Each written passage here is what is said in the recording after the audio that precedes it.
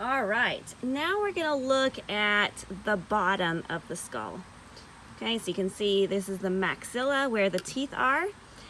This portion of the maxilla is called the palatine process because it's where the palate is, okay? But then the back here is a completely different bone called the palatine bone. Okay, makes sense, right? Okay, then we can still see our zygomatic bones through here. We can see the zygomatic process of our temporal bone right here. Okay, so the temporal bone is the majority of this around here. Okay, then we've got our sphenoid bone, which kind of runs, it has wings. There's a greater wing and a lesser wing, but it runs up here in the middle.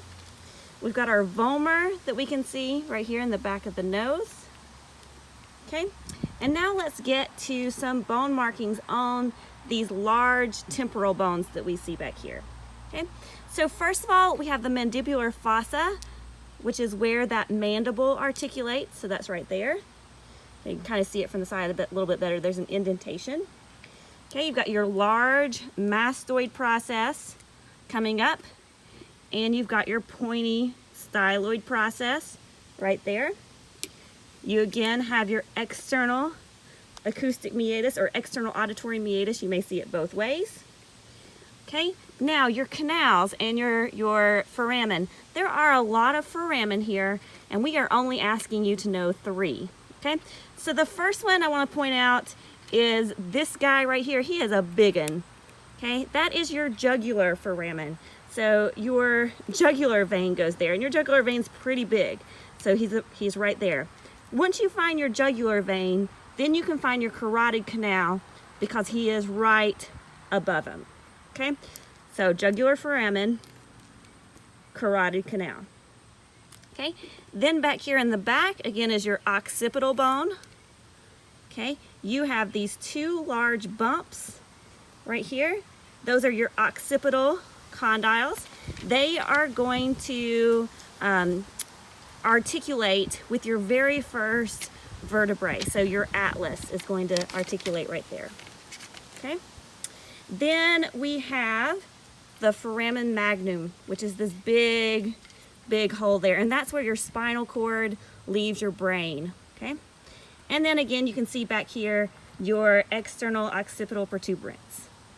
All right, now let's take a look on the inside of our skull and see what we can find here.